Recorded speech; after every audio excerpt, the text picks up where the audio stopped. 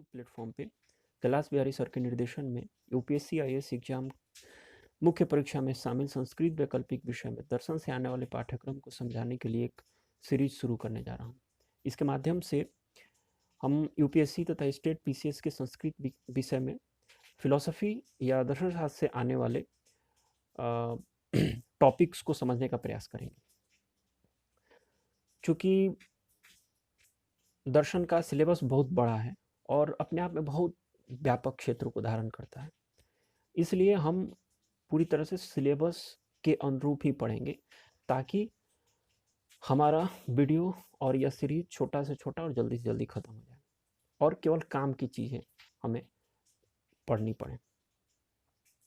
तो सबसे पहले एक मूलभूत प्रश्न से हम जूझ लेते हैं कि आखिर में दर्शन है क्या, क्या ज़रूरत पड़ती है इसकी, हम क्यों दर्शन एक विषय के रूप में अस्तित्व करता है। तो दर्शन जो है ये मूलभूत मानवीय सोच के प्रेक्षण का एक तरीका है, अर्थात कि इसके माध्यम से जो बेसिक ह्यूमन थॉट्स हैं उनका हम प्रेक्षण करके उसे इस व्यवहारिक जगत में उतारने के लिए एग्जीक्यूटेबल बना पाते हैं। अगर दर्शन जैसा टूल हमारे पास न हो तो हम ये कार्य नहीं कर पाएंगे और हमें इस बात का पूरा क्रेडिट जो है वो दर्शन को देना होगा कि दर्शन हमें इस योग्य बनाता है कि हम अपनी सोच को में परिवर्तन ला के और उसे व्यवहारिक बना के इस जगत में उतार पाते हैं।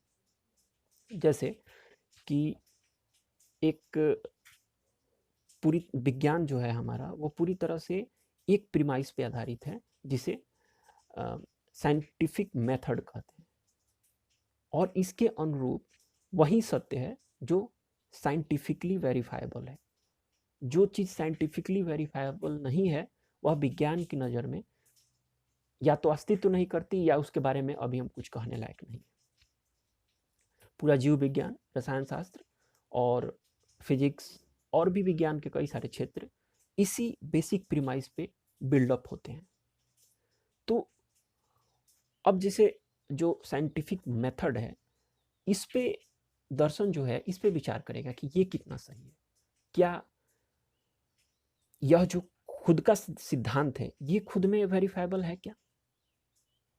उसी तरह से ईश्वर के अस्तित्व के संदर्भ में इसी तरह का सवाल करेगा दर्शन कि ईश्वर का अस्तित्व है या नहीं है तो फिर उसका स्वरूप कैसा है।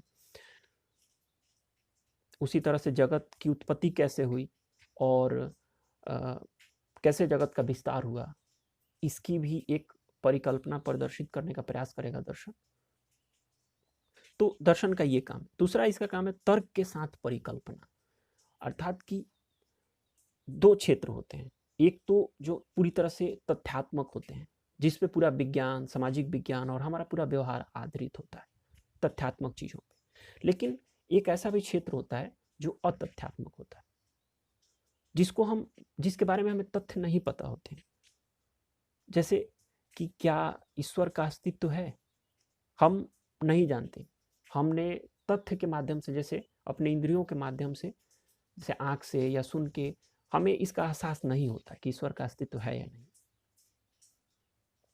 तो हम क्या करेंगे, हम ईश्वर के बारे में एक परिकल्पना ही तो प्रदर्शित करेंगे ना, क्योंकि तथ्य नहीं है हमारे पास। लेकिन यह परिकल्पना ऐसे ही नहीं होगी, किसी अंधविश्वास पे आधारित नहीं होगी, बल्कि तर्क पे आधारित होगी। तो वो दर्शन का क्षेत्र हो जाएगा। जैसे कि ईश्वर के बारे में विचार करेंगे हम लोग, या फिर थियोरेटिकल फिजिक्स के क्षेत्र में, जैसे कि बिग बैंग का जो है वो बिग बैंग था पहले, हालांकि अब तो इस संदर्भ में प्रमाण मिलने शुरू हो गए हैं कि बिग बैंग था, लेकिन जब यह परिकल्पना आई थी तो उस समय यह सिद्ध नहीं की जा सकती थी क्योंकि इसके संदर्भ में हमें तथ्य नहीं पता था। तो उस समय के लिए तो परिकल्पना ही थी ना, लेकिन यह तर्क पे आधारित थी। तो ये भी दर्शन के क्षेत्र में ही आता है।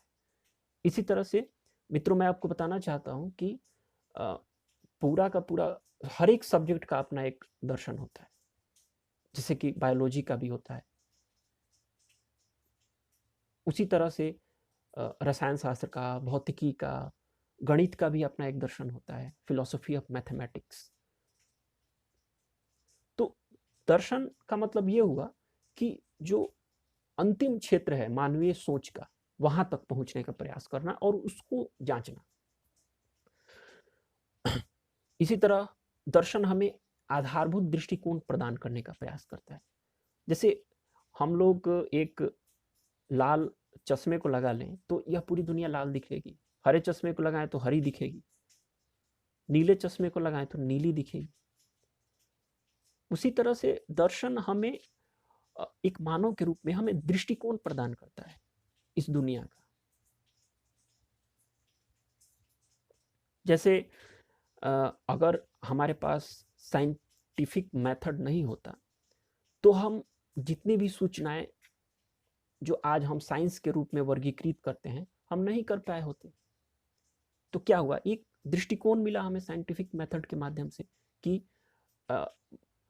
जो ब्रह्मांड से इस तरह की जो तरंगे आ रही हैं या इस तरह का लाइट आ रहा है तो उसको हम किस तरीके से वर्गीकृत करें ताकि हमें एक उसको एक समझने का एक मॉडल हम विकसित कर सकें।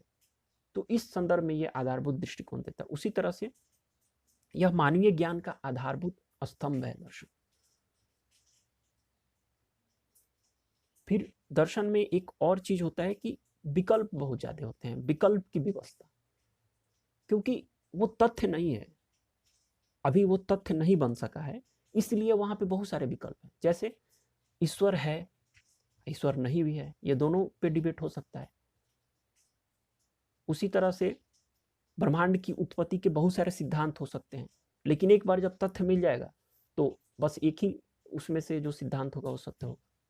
लेकिन तथ्य मिलने से पहले तक बहुत सारे सिद्धांत होंगे जो तार्किक रूप से, बहुत सारी परिकल्पनाएं होंगी जो तार्किक रूप से सही होंगी, लेकिन हम किसी के संदर्भ में तथ्य नहीं प्राप्त कर पाए। और वहीं फिर जब तथ्य मिलने शुरू हो जाएंगे तो उनमें से एक सिद्धांत ही रह जाएगा जो सही होगा। तो इसलिए दर्शन मानवीय ज्ञान की सबसे बेसिक स्रोत है जहां से ज्ञान निकलना शुरू होता है, और इस संदर्भ में दर्शन का बहुत ज्यादा महत्व है। दर्शन पे सभ्यता भी खड़ी होती है क्योंकि यह मानवीय ज्ञान का स्तंभ है और बिना ज्ञान के मानव नहीं, और इसी ज्ञान पे धीरे धीरे बिल्डअप करते करते करते मानव जो है वो पूरी सभ्यता का निर्माण कर लेता है। तो अब हम आते हैं कि जो दर्शन का जो सिलेबस है संस्कृत में, उसमें केवल हमें भारतीय दर्शन पढ़ना है और कुछ नहीं पढ़ना है। और भारतीय दर्शन को हम लगभग 10 भागों में बांट सकते हैं, जिनके सब टॉपिक्स के रूप में हम आगे पढ़ेंगे।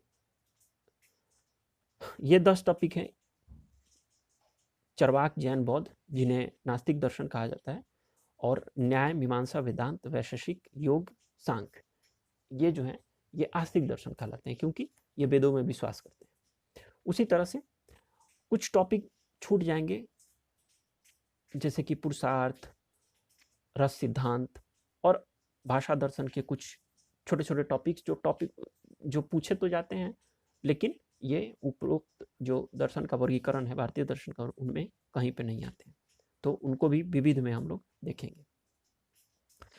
फिर प्रश्न है कि क्या भारतीय दर्शन जितना पिछले स्लाइड में हम लोगों ने देखा उतना ही है क्या?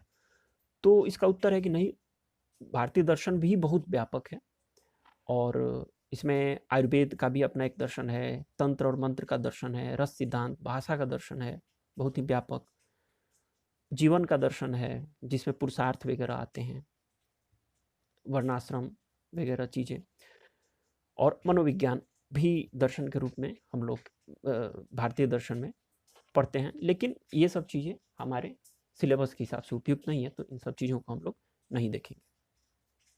इसके अलावा भी बहुत कुछ है, लेकिन अभी फिलहाल हम इतने पे ही रुकते हैं।